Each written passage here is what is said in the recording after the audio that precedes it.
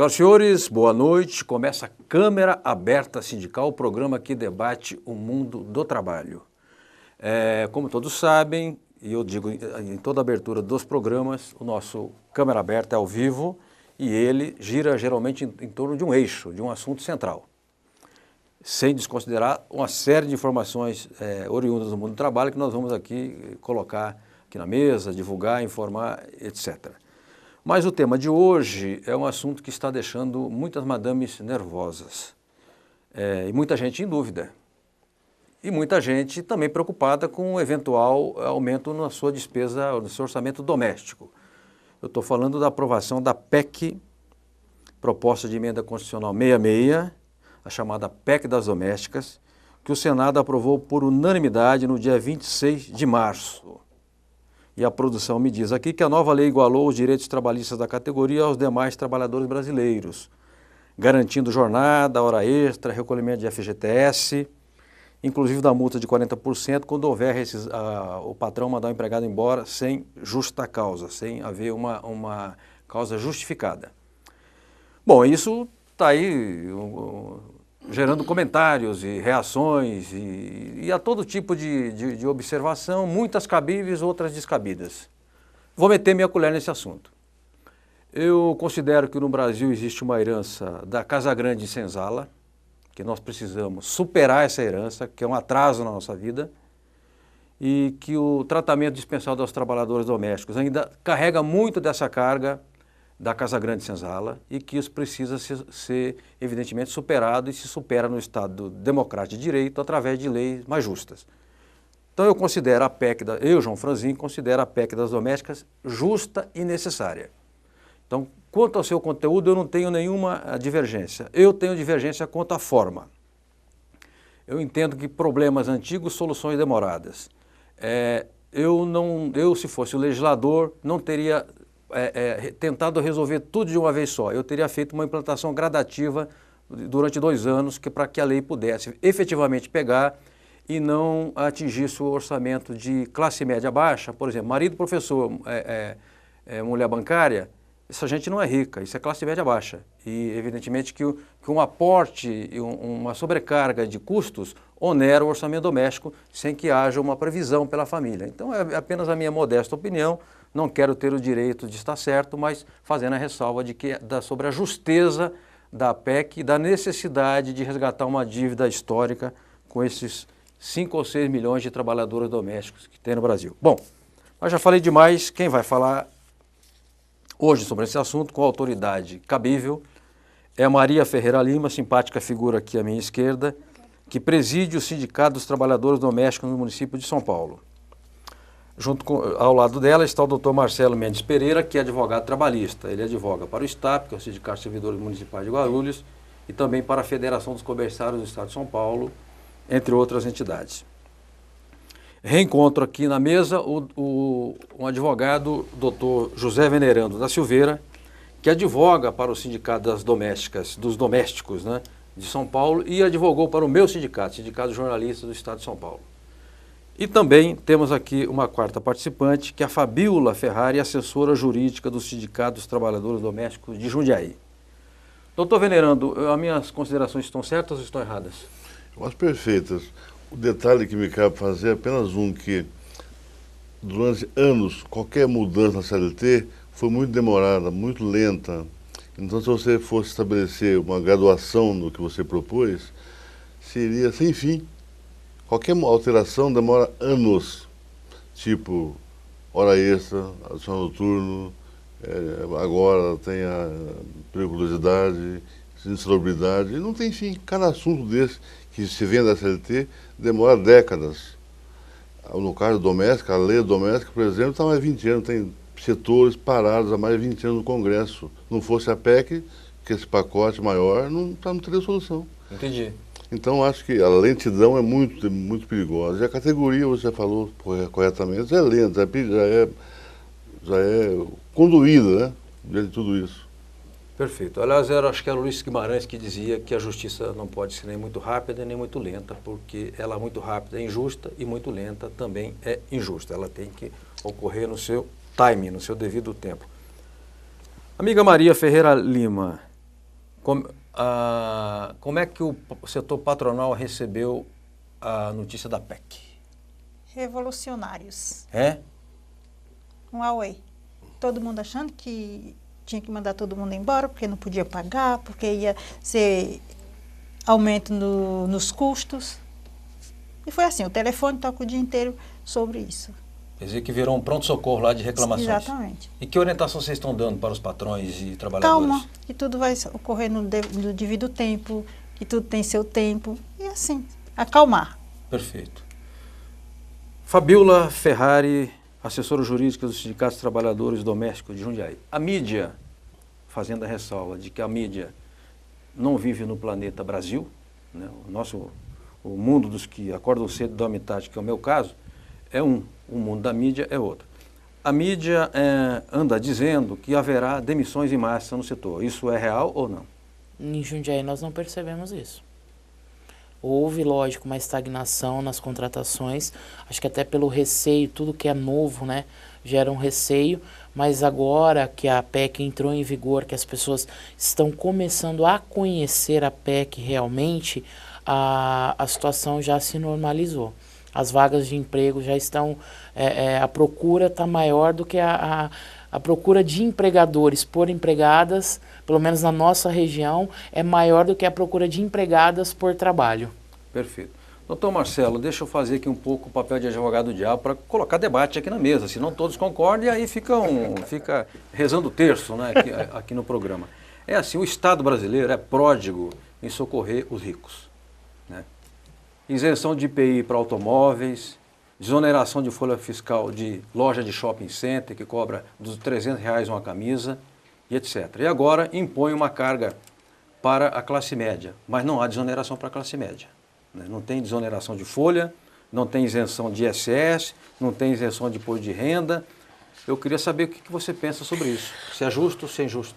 João, bom, de início quero dizer que eu faço das suas palavras as minhas no que diz respeito à justeza de vir essa PEC. Ela vem no momento, eu não diria nem que é um momento oportuno, já tardou, não é? Sim. Na verdade, você não pode ter uma subcategoria de empregados, né? A gente é exatamente o que você falou, a gente vive num Estado democrático de direito, todas as pessoas têm direito a 44 horas semanais, não é justo que uma única categoria se veja numa situação diferenciada. Você tem razão de que a classe média foi apanhada de surpresa, né? Surpresa essa que já não deveria ocorrer, porque isso era um movimento social que não ocorre de hoje, né?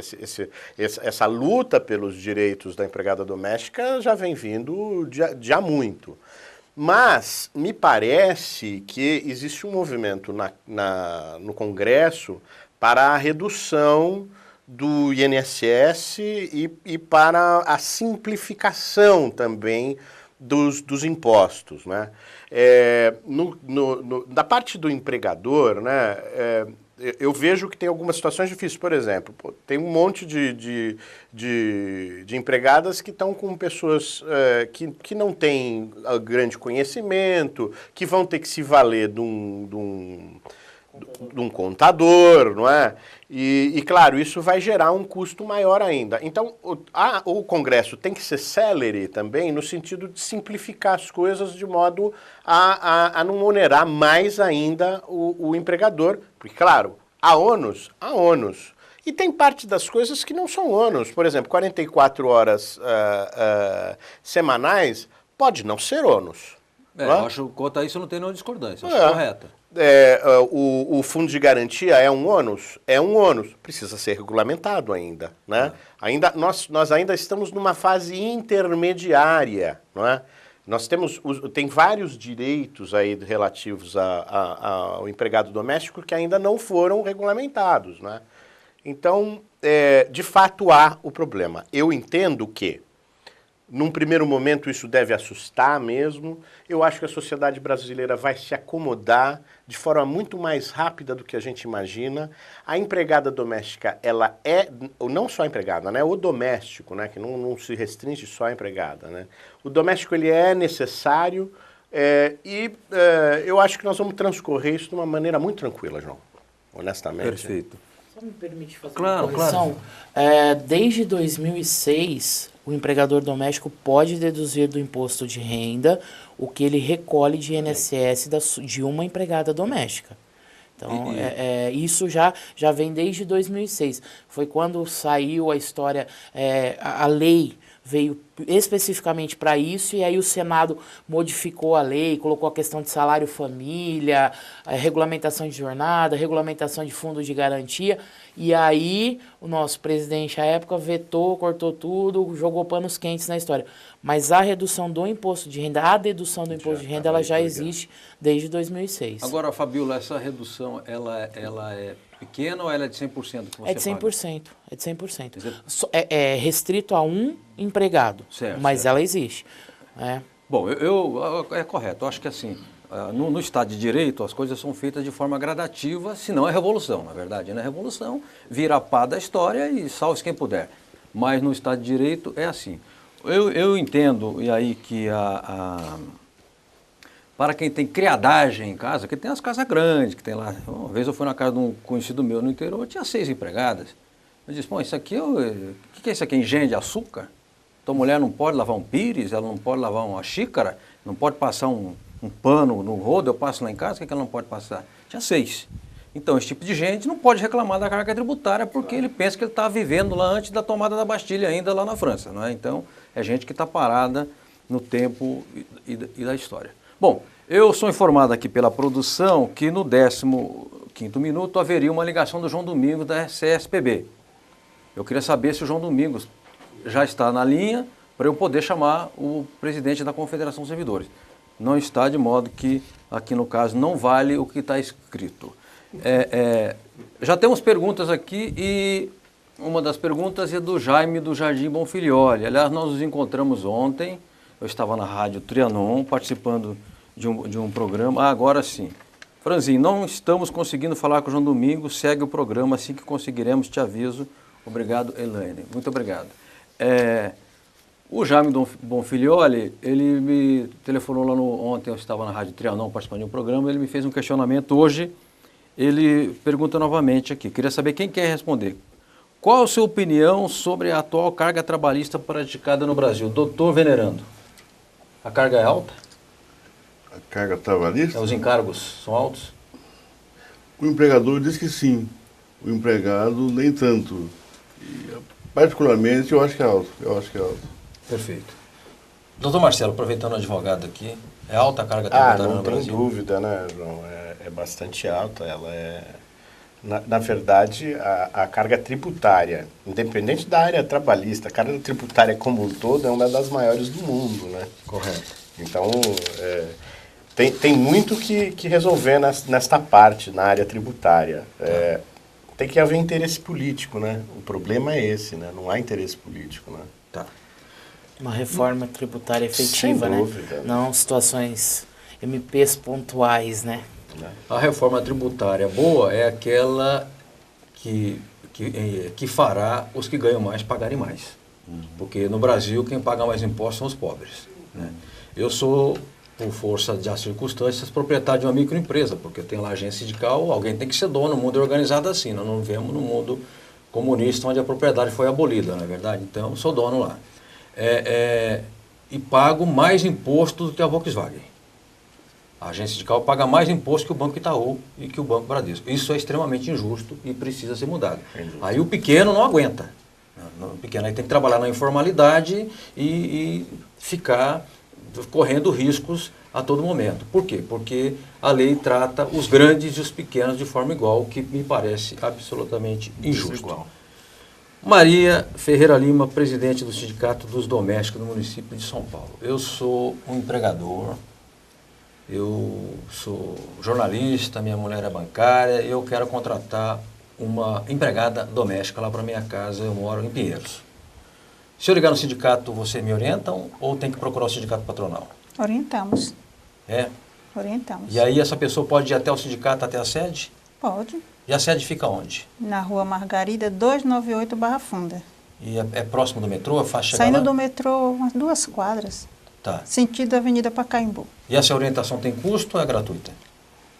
Quando vai o patrão e o empregado, Certo. então aí tem um custo para as duas partes. Se for só a empregada, aí tem um outro custo. Correto. Mas para uma orientação, assim, tem custo? Orientação não, só se for fazer uma consulta. Certo. Aí tem que ir as duas partes. A orientação a gente dá para qualquer um, para o senhor ou para a empregada. Doutor Venerando, me diga uma coisa, para os aflitos, há muitas pessoas aflitas, e agora, como é que vai ser? Tem que registrar, tem que pagar fundo de garantia, INSS, hora extra, descanso semanal remunerado. Para esses empregadores que estão aflitos, que conselho o senhor dá? Meu conselho é uma orientação que é mais ou menos comum, nós estamos adotando, que é a calma, a tentativa e um esforço de ajuste das partes e das partes dos grupos envolvidos, né? Certo. Todo mundo vai saber concordar, conversar e chegar num acordo, num acerto, com certeza, penso nisso. Correto. Sem desespero. Correto, quer dizer que não adianta agora ficar desesperado. Não. Tá. Não, desespero não há necessidade, nem urgência, nem ameaça disso. Ô Fabiola, e lá em Jundiaí, e os trabalhadores dessa área, depois que surgiu a PEC, tem procurado mais o sindicato?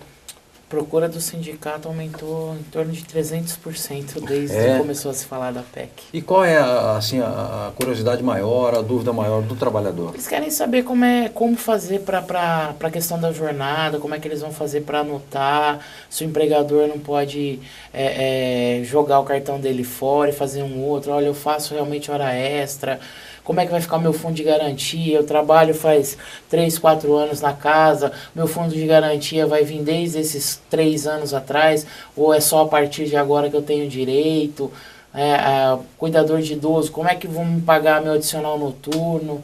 Então, as questões são baseadas realmente na PEC. Tá. Né? Como vai ficar depois da PEC, né? Tá. E no caso do trabalhador que cuida de um idoso ou que dorme no serviço, às vezes é uma empregada que dorme lá na casa da família, ou dorme lá dentro da casa, ou tem uma edícula onde ela dorme, tem o famoso quarto de empregada aqui no Brasil, que só tem aqui no Brasil. Ele ganha adicional noturno? Ganha adicional noturno dependendo da situação.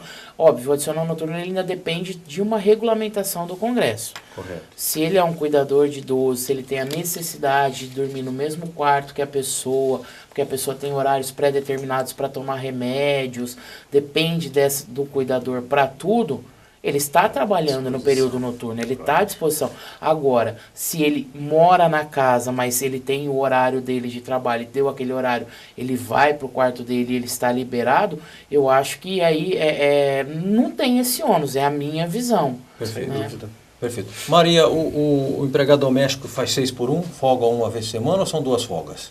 Uma folga. Uma folga. Uma folga. E essa folga geralmente é no domingo? No domingo. Tá. Então, Marcela, é correto uma folga? Sim, não há nada que diga que você tem que fazer 2 folgas por semana. O mínimo é uma folga semanal, né? Preferencialmente aos domingos. Né? Eu estou lutando ainda para ter esse direito, tá? Nossa! Jornalista de sindicato, estou lutando para ter esse direito de ter uma folga semanal e trabalhar também. menos que 12 horas por dia, tá? Mas eu chego lá, tá? Eu queria aproveitar que a gente chega acelerado, pilhado da rua, é terrível fazer um programa que você está com a adrenalina a 1000, né? Eu queria aproveitar para mostrar aqui alguns materiais no Câmara Aberta Sindical, como sempre nós mostramos materiais do sindicato. Você que é sindicalista, quiser mostrar sua revista, seu jornal, seu folder, até seu vídeo, é de graça, né? Milagrosamente aqui não paga, tá? Nem oficialmente, nem extraoficialmente, porque alguns lugares falam que não paga, mas paga no off, lá no Jabá, né? Aqui não tem nada disso e não é nenhum mérito fazer isso, é nossa obrigação. Quero mostrar a revista da CNTC, Confederação Nacional dos Trabalhadores no Comércio. O presidente agora é o Levi, depois de um período em que ficou lá o Almeidinha presidente. O Almeidinha veio a falecer recentemente. E falar aqui da regulamentação da profissão do comerciário. E tem aqui uma moça muito bonita, aliás, as comerciárias no geral são muito bonitas. E eu quero mostrar aqui a revista e agradecer o envio.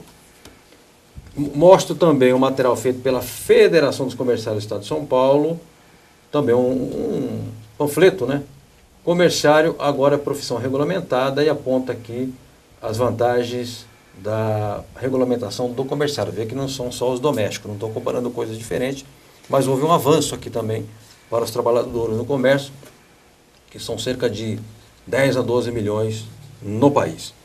Também é uma outra publicação vinda da Federação dos Comerciários, que é um informe especial sobre o evento chamado Mulher Valorizada, Comerciária Fortalecida, que é um evento anual que ocorre lá no Centro de Lazer, na Colônia de Férias da Praia Grande, e diz aqui, evento unifica a luta das mulheres comerciárias.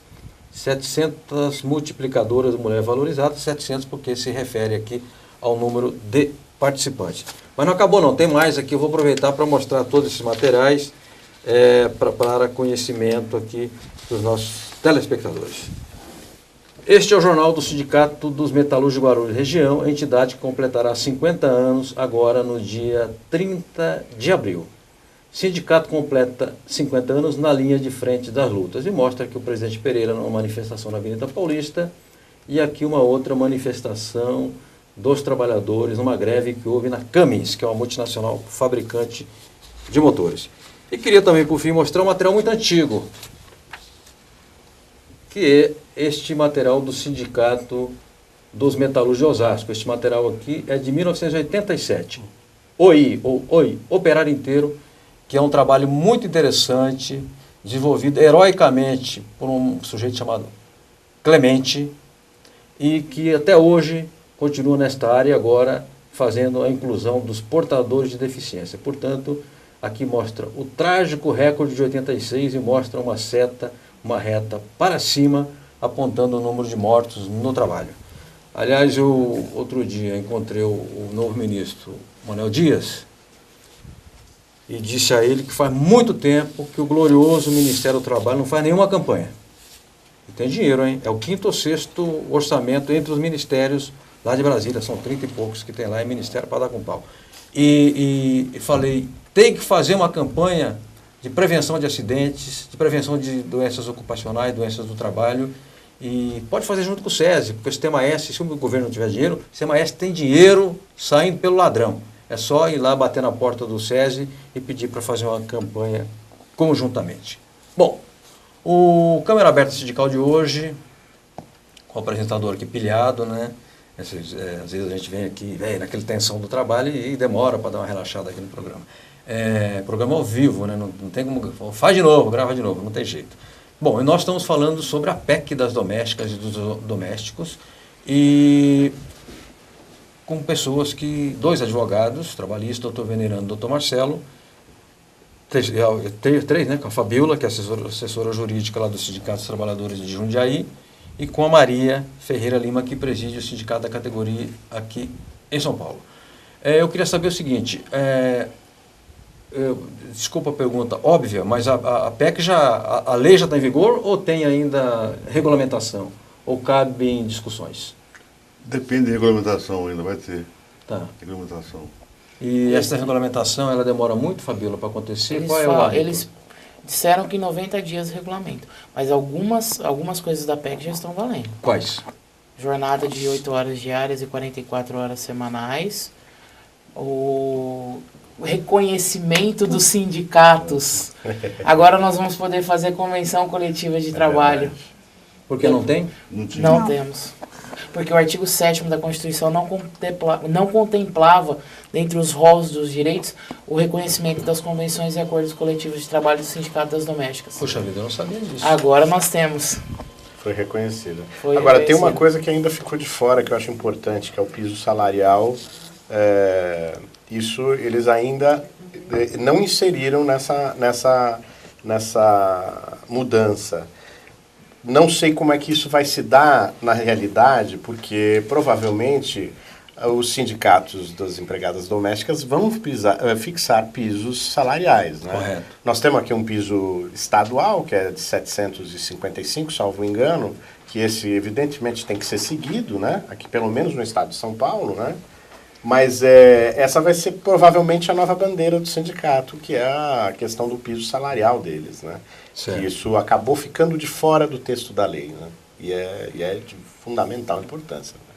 Olha, eu saúdo aqui com alegria a participação do Nildo, né? Fazia tempo que o Nildo não participava aqui do Câmara Aberta. Achei até que se tivesse brincado comigo, viu, Nildo? Mas eu sei que estou brincando, né? Nós jamais vamos brigar porque somos velhos amigos e companheiros e militamos na mesma seara, né?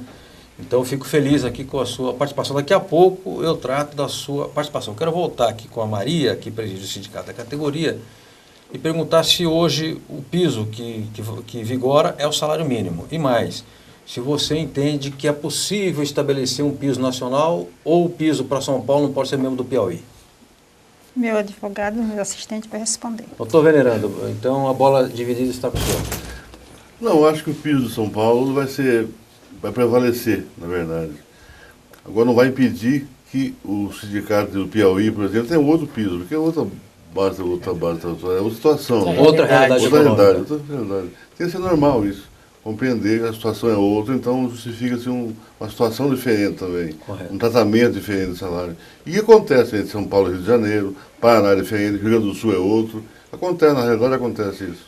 Perfeito. Na verdade, isso é uma realidade entre todas as categorias, né? Nós temos pisos mínimos estaduais diferenciados, sim, apesar da gente ter aquele salário mínimo nacional, e dentre as categorias você tem diferenças salariais de estados para estados, né?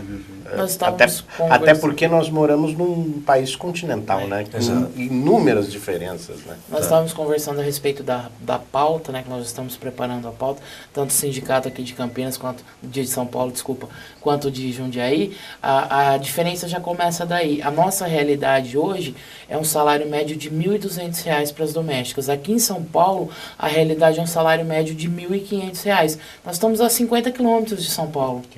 Então existe essa discrepância. Então eu particularmente acredito, como o doutor disse, que vai ser impossível, não vai ter como você nivelar um salário.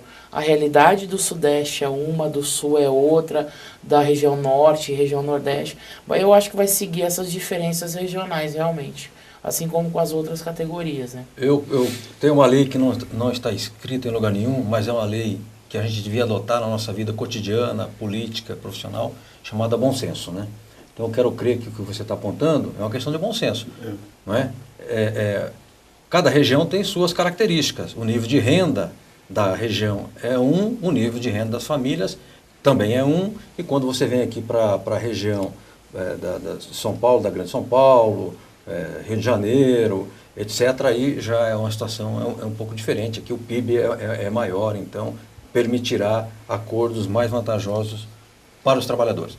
Bom, nós estamos chegando ao 31º minuto do programa e eu sei que tem uma reportagem que nós vamos colocar no ar. A reportagem é sobre o lançamento de um livro. Fala, mas o programa Aberta Sindical é literário? Não. É um livro escrito por um ex-dirigente sindical, excelente dirigente sindical, que é o Audálio Dantas, e é amigo aqui de todos nós, amigo da casa, amigo do Venerando e de todos nós. E o Audálio, como já foi dito aqui, publicou um livro chamado As Duas Guerras de Vlado Herzog, e que ele não fica só recontando aquele episódio do assassinato do Vlado lá no DOI-CODE em 75. Ele tem o livro tem dois méritos interessantes. O primeiro, ele recoloca o Sindicato dos Jornalistas no seu devido patamar naquele momento de luta, enfrentamento e resistência à ditadura e denúncia de um crime praticado pelo Estado brasileiro. E outra grande qualidade do livro é que o Audálio não quis bancar o herói. E, embora ele tenha tido uma postura corajosa e heróica, no livro ele não é herói de coisa nenhuma. Ele é apenas o presidente do sindicato que, no exercício legítimo do seu mandato, enfrentou aquela situação. Vamos à reportagem.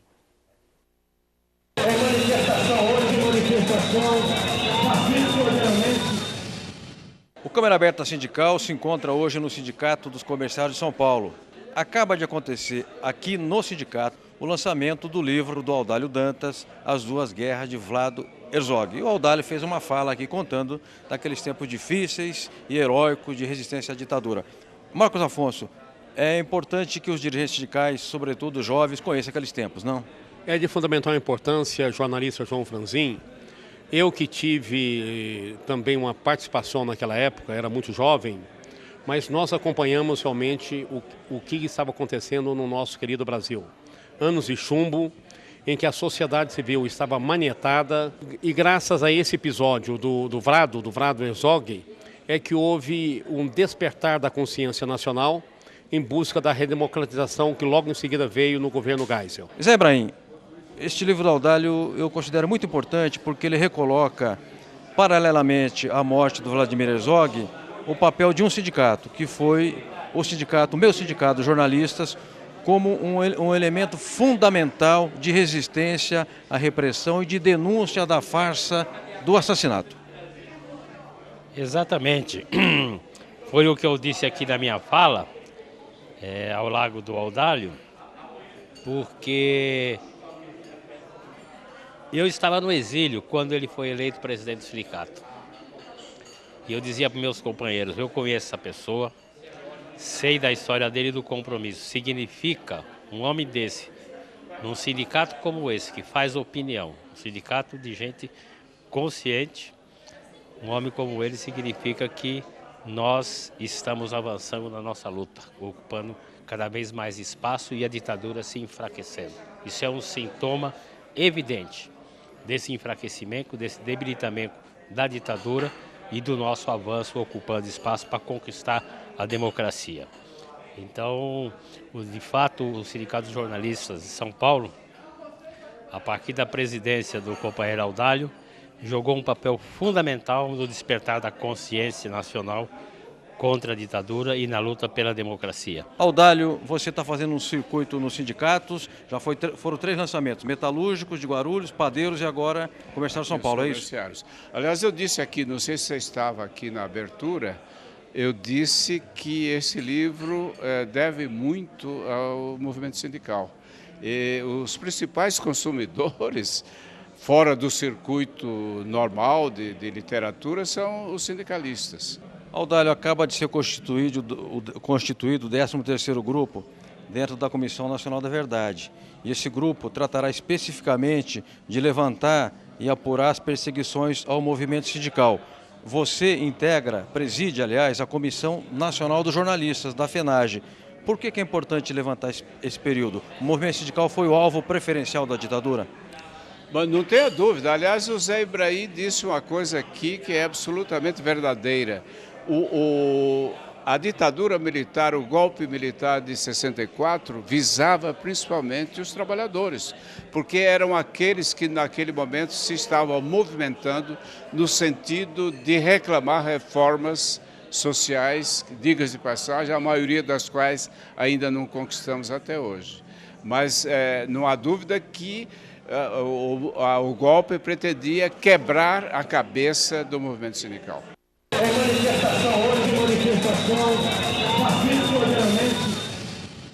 Bem, voltamos com o Câmara Aberta Sindical, que hoje recebe a Maria Ferreira Lima, presidente do Sindicato dos Trabalhadores Domésticos da capital de São Paulo, Fabíola Ferrari, assessora jurídica do sindicato da mesma categoria de Jundiaí, Dr. Marcelo Mendes Pereira, advogado trabalhista de várias entidades, e o Dr. José Venerando da Silveira, também advogado trabalhista já de várias entidades.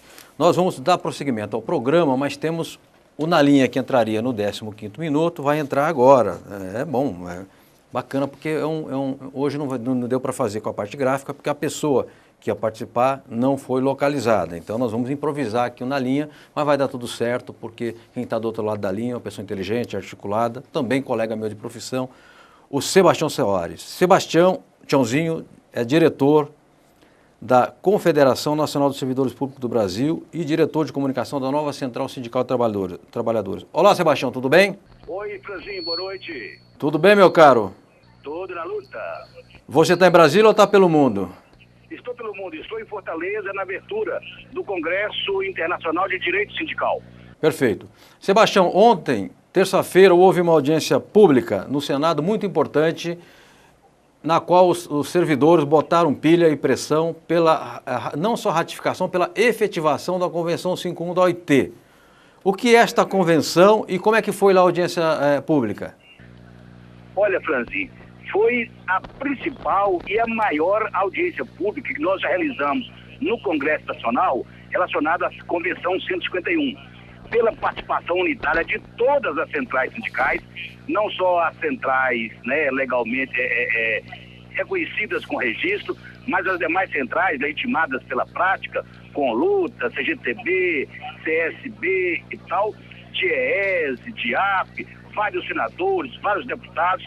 Então foi, do ponto de vista da representatividade e do ponto de vista da participação, até emocionante, porque nós chegamos a um grau de coesão e de avanço que nós até imaginávamos que não conseguiríamos chegar. E o próximo passo? Portanto, essa audiência, ela é... Tanto que os senadores disseram o seguinte, que a Convenção 151 tem uma nova data, antes e depois dessa audiência pública. Qual o próximo passo agora, Sebastião? O próximo passo será a unificação de um projeto de todas as centrais sindicais, de todas as representações do movimento sindical dos servidores públicos. Essa proposta de minuta de projeto será encaminhada à Comissão de Direitos Humanos, através do senador Paulo Paim, que será o relator, vai convocar novas audiências para construir uma proposta definitiva. Essa proposta será encaminhada à CAS, Comissão de Assuntos Sociais,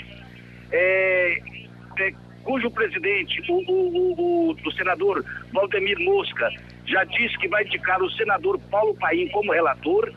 Todos os projetos que estão em tramitação naquela casa relacionados ao tema serão apensados nesse projeto. Correto. É um grande passo, porque limpa o grande cipó existente. A partir daí, será formatado o projeto definitivo, que com certeza o governo terá que acompanhar. Perfeito. Para nós é um avanço extremamente importante essa definição de que a CAF vai assumir a construção do projeto necessário de regulamentação da Convenção 151. Ok, Sebastião, muitíssimo obrigado, um bom evento aí no Ceará e vamos fazer em breve aqui um programa só com servidores. Grande abraço. Grande abraço, parabéns pelo seu trabalho. Obrigado. Nildo Nogueira, vou ler agora a participação do Nildo e diz aqui, ele faz uma série de considerações. Houve precipitação em colocar a lei das empregadas domésticas. Eles poderiam orientar todos os patrões que o custo operacional em referência ao INSS, que seria de 8%, e o FGTS 8%, e que o aumento anual seria uma média das convenções coletivas de outra categoria, porque o governo atualmente está dando um aumento de 12%, o que é um exagero. Os empregados merecem ser respeitados como qualquer outra categoria, pois prestam serviços úteis aos cidadãos. Eu quero crer que o Nildo está mais ou menos defendendo uma coisa que eu defendi aqui no começo. É isso? Alguém quer fazer algum comentário? O Nildo é dirigente sindical, inclusive, dos comerciários de São Paulo. Veja, o INSS a gente já pagava, né? O 13º a gente já pagava. As férias a gente já pagava. Né? E teve a adaptação, teve um tempo muito longo de adaptação. Todo mundo teve tempo para pensar. É que o susto é maior do que o próprio monstro, entende? O que está aumentando é o fundo de garantia, que ainda não foi regulamentado, e se o empregado fizer horas extras. Agora, não há uma disparidade enorme do que se pagava antes e do que se vai pagar agora. É essa questão que ainda não ficou cristalizada para a sociedade. Correto. O que é comum é que empregadores, de modo geral, sempre reclamam, é o que você falou, né? Vê monstro ou não existe. E reclama muito. Mas o fato não é esse, o fato é outro, mais normal. O que a sociedade vai ter que se adequar é que a empregada tem direito de trabalhar 8 horas, ela tem o direito de descansar, ela tem o direito de fazer o horário de almoço dela, e é isso. E se quiser utilizar mais ela, vai ter que dispensar um pouco mais de dinheiro. Perfeito. Eu queria... Todo programa tem que falar isso, acaba me esquecendo, né? Onde que passa o Câmera Aberta? Além de passar aqui na TV Aberta São Paulo, das 19 às 20 horas, na NET 9 e 186 Vivo TV, é um outro canal que exibe o nosso programa. Guarulhos passa amanhã, dia 11, das 19 às 20 horas, na TV Guarulhos. NET, canal 3, digital, e 20 no analógico. São José dos Campos, canal 95, Vivax, 14 de abril, das 19 às 20 horas, e reprise às 23 horas. E passa outros dias, Presidente Venceslau também, Rede Brasil de TV. Horas. Nessas 2 horas, você adequa 4 horas antes, 4 horas depois. O intervalo de refeição pode ser até 2 horas? Pode ser até 2 horas do intervalo. Então, isso pode eventualmente melhorar a adequação na sua casa. Não é? Para quem trabalha, para quem dorme em casa, não é? Como é que vai se dar? Ora, você tem que sentar com a sua empregada doméstica e definir o horário de trabalho dela e, na medida do possível, utilizá-la dentro dos horários que você estabeleceu. Então, o que vai ter que acontecer é as duas partes vão ter que sentar na mesa, discutir a forma de solucionar as questões dentro da própria residência. Se adequar. De se adequar. Dentro destas 8 horas diárias, a empregada vai também, por um outro lado, ter que dar conta do trabalho. Não é? Então, tem ônus para ambas as partes. Não é? Tem a questão de se adequar dentro do horário, mas também tem o ônus de fazer o serviço dentro do horário. É isso aí. Esse horário de intervalo de 2 horas já é praticado hoje, em algumas casas? A verdade, assim, acho que a Maria até pode falar com isso, até com mais propriedade. Aliás, a Maria está falando muito pouco aqui, você veio aqui para falar, mulher. Eu particularmente acho que a empregada, ela não vai respeitar, por ela mesma. Ela prefere muito mais fazer um acordo com o empregador, reduzir o horário dela de almoço e ir embora mais cedo. Eu sei que não pode, mas essa é uma realidade. Doutor, mas você vai poder penalizar ela por querer ir embora mais cedo ou o empregador por deixar? O empregador que sai para trabalhar e a empregada fica em casa, como é que ele vai regular? Ele vai ter que colocar uma câmera monitorando ela. Você veja então, que interessante. São situações que... Essa é uma questão que o sindicato vai ter que... É uma bandeira que o sindicato vai ter que É uma situação que... por exemplo, uma pessoa que trabalha aqui em São Paulo... no Morumbi, por exemplo, e mora num bairro, eu não conheço muito bem os bairros de São Paulo, mas que ela tem que pegar 2, 3 ônibus. Penha ou Morumbi? O que pra ela é mais vantagem? Ficar lá sentadinho 1 hora, esperando dar o horário de almoço, ou sair um pouco mais cedo para ir para casa? Eu acho que tudo são questões de adequação, entendeu? Desculpa. E eu acho que também eu vejo dessa forma lá em Jundiaí, você não pode também levar a situação tão a ferro e fogo. É um contrato de trabalho diferente no sentido de que é uma pessoa que trabalha dentro da residência. Então, é uma outra realidade, não é uma empresa, é uma família.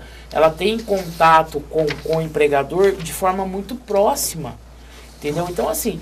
Eu disse que a Maria poderia falar melhor a esse respeito, porque ela já trabalhou. Então, assim, o que vocês preferem? O que você preferia? Fazer 1 hora de almoço, ficar lá sentadinho ou poder ir embora mais cedo? Fazer meu horário e ir embora mais cedo, porque a condução em São Paulo é terrível. Você está vendo a colocação?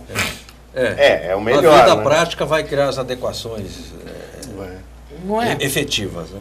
Maria, o Leonel do Cambuci pergunta, doméstica vai começar a bater ponto? Como será a marcação? É num caderno que vai marcar?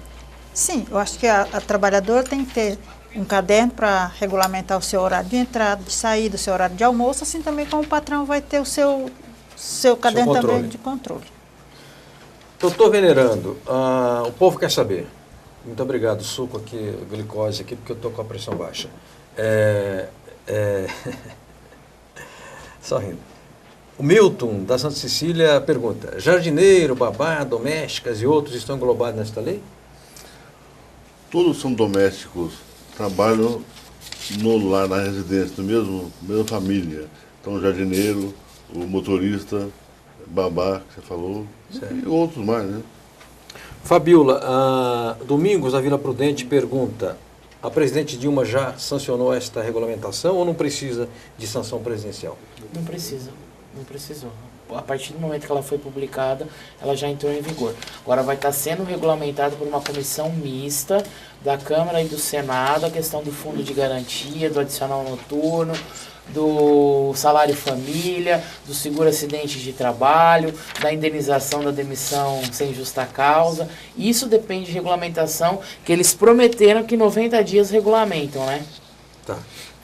Tem uma pergunta aqui da Feitosa, da Aclimação, se a lei propõe ou estabelece piso salarial nacional e de quanto? Não, né, doutor Venerando? No mínimo permitido é o salário mínimo, menos que isso não é possível.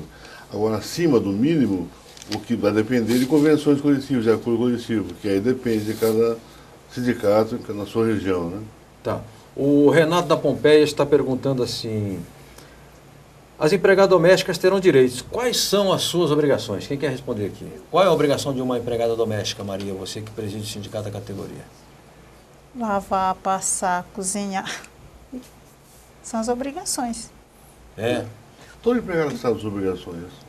Então, lavar, passar, cozinhar. Passar o pano no arrumar. chão também? Limpeza.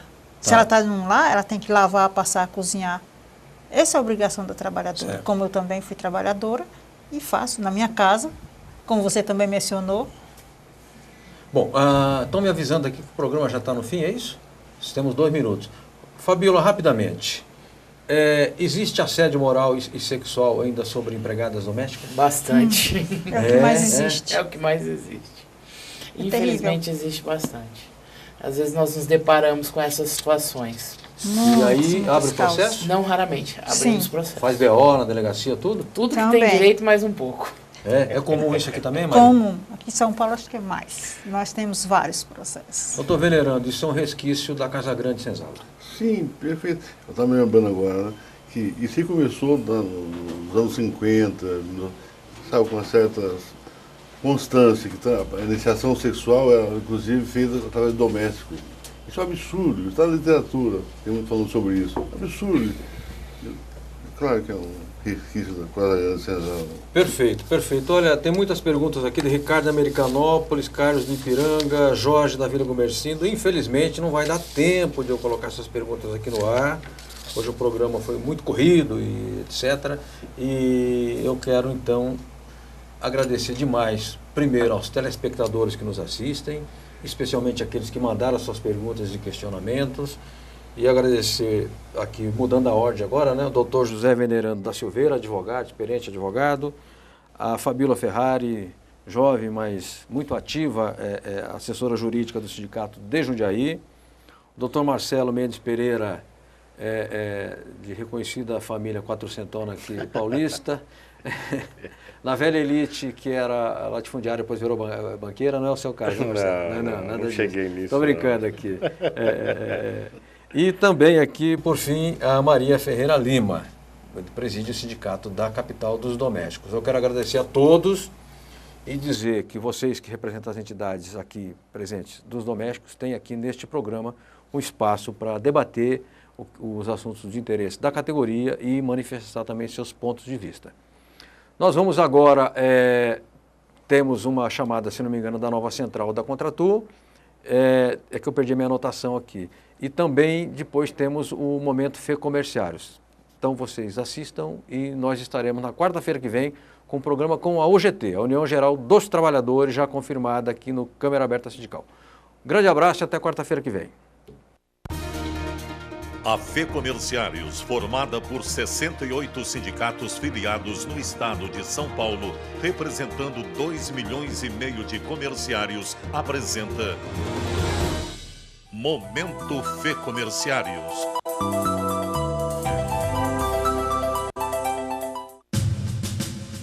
O ministro do Trabalho e Emprego, Manuel Dias, recebeu em audiência, dia 2 de abril, o presidente da CNTC, Levi Fernandes Pinto, o diretor tesoureiro Luiz Carlos Mota e o diretor-secretário Lourival Figueiredo Melo.